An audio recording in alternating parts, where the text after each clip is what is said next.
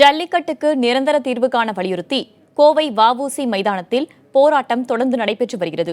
இது தொடர்பான தகவல்களை அங்கிருக்கும் நமது செய்தியாளர் சுரேஷ்குமாரிடம் கேட்கலாம். சுரேஷ்குமார், தற்போது நீங்க இருக்கும் கோவை வஉசி மைதானத்தில் போராட்டத்துடைய தற்போதைய நிலை எப்படி இருக்கு? போராட்டக்காரர்கள் என்ன சொல்றாங்க?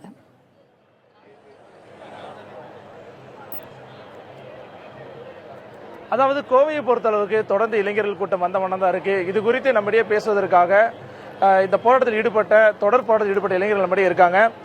இப்போ நீங்கள் சொல்லுங்க, இப்போ அவசர சட்டம் பிறப்பிக்கப்பட்ட பிறகும் உங்கள் போராட்டம் தொடருது. அது மட்டும் இல்லை, நீங்கள் அங்கீகரித்த, அதாவது இந்த போராட்டத்துக்காக பல்வேறு உதவிகளை செய்ததா நீங்கள் அங்கீகரித்த சேனாபதி வாபஸ் வாங்கணும்னு சொல்லிக்கிறாரு. அது மட்டும் இல்லை, ஹிப்ஹாப் தமிழா இங்கே இடத்துல உங்க கூட ஒரு நாள் இருந்தார். அவரும் இந்த போராட்டம் வேறு திசையை நோக்கி போகுதுன்னு ஒரு குற்றச்சாட்டு வச்சிருக்காரு. இதை பற்றி உங்க கருத்து என்ன? இல்லை, இப்போ நீங்களே சொல்கிறீங்க அது அவசர சட்டம் சொல்லிட்டு, நிரந்தர சட்டம் வேணுங்கிறது எங்களோட தீர்வு, வேறு எதுவுமே கிடையாது. ஹிப்ஹாப் தமிழாகட்டும், சேனாதிபதி ஆகட்டும், அவங்க எல்லாமே ஜல்லிக்கட்டுக்கு முன்னாடி போராடுறதுனால அவங்கள நாங்கள் முன்னோடியாக எடுத்துக்கிட்டோம். எங்களோட நோக்கம் ஜல்லிக்கட்டு மட்டும் கிடையாது, ஜல்லிக்கட்டு தான் நிறைய விஷயம் இருக்குது.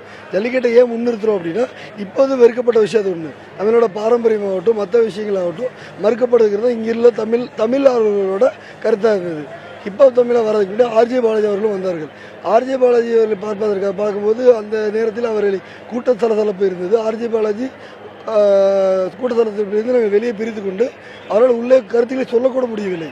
கூட்டம் நெரிசலில் இருந்து அவர்களை காப்பாற்றி கொண்டு தனியார் வாகனம் ஒன்றில் ஏற்றி கொண்டு போலீஸ் ஸ்டேஷன் என்பதுதான் என்று நாங்கள் அவரை பேட்டி கொடுத்தார்கள். அப்பொழுது எனக்கு பெரிதாக தெரியவில்லை. இப்போது ஆர்ஜே பாலாஜி அதுக்கப்புறம் ஹிப்ஹாப் தமிழா அவர்கள் சென்ற பிறகு போராட்டம் என்பது பார்த்தீங்கன்னா பல்வேறு கோணங்கள் திசை திருப்படுகிறது. அது பல்வேறு ஆர்வலர்கள் இது பொலிட்டிக்கல் பிரச்சனையா அப்படிங்கிறது எங்களுக்கு தெரியல. மக்கள் அனைவரும் ஒன்று கூடியிருக்கார்கள். மக்கள் அவர்களுக்கு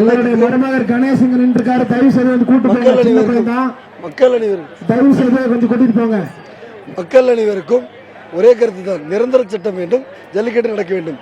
இவ்வளவு ஆண்டு காலமாக மக்கள் அனைவரும் ஜல்லிக்கட்டு நடத்த வேண்டும் என்று போராடி கொண்டதால் மக்கள், சேனாதிபதி, ஹிப்ஹாப் தமிழ் எல்லாருமே போராடிட்டு இருந்தாங்க.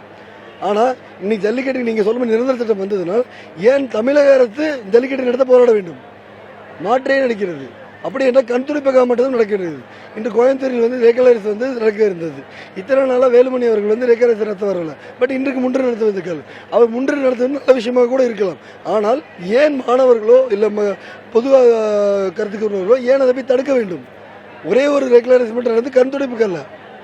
ஜல்லிக்கட்டு ரெகுலரைஸ் அத்தனை கருவிகளும் மதிக்கப்படுகிறது, அங்கீகரிக்கப்படுகிறது ஊர்ஜிதமாக தீர்ப்பாக இருந்தால் அனைவரும் அங்கீகரித்திருப்பாங்க. இது பல்வேறு மட்டத்தில் இது நிரந்தர தீர்வுன்னு உங்களுக்கு மார்க்கண்டேய கட்சி ஆகட்டும், இல்ல முதலமைச்சர் ஆகட்டும், அமைச்சர்கள் ஆகட்டும், இந்த போராட்டத்தில் ஈடுபட்டும் போது அமைச்சர் அவர்கள் சொன்னதும் இதே தான். இது ஒரு நிரந்தர தீர்வு தான், அவசரப்படாதீங்க, புரிதலோட செயல்படுங்க அப்படின்னு அவர் மென்ஷன் பண்ணியிருந்தாரு.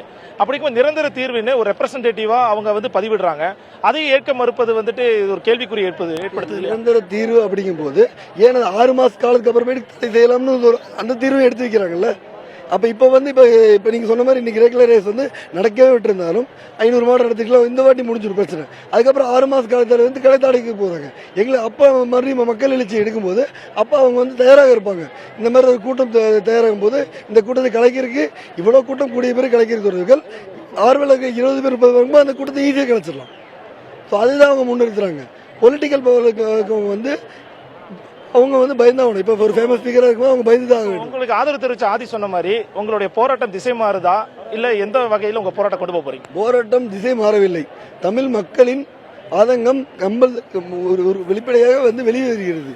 போராட்டம் திசை மாறவில்லை. போராட்டம் திசை மாற்ற பல உருவங்களில் பல வாட்ஸ்அப், ட்விட்டர் மெசேஜ்களில் திசை திருப்புகின்றனர்.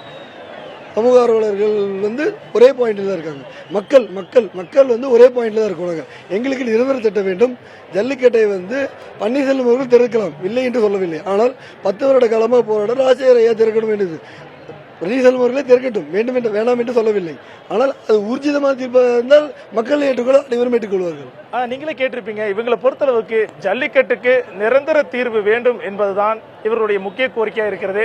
எனவே இவர்களுடைய போராட்டம் தொடரும் என்பதுதான் இவர்களுடைய நிரந்தர முடிவாகவும் இருக்கிறது.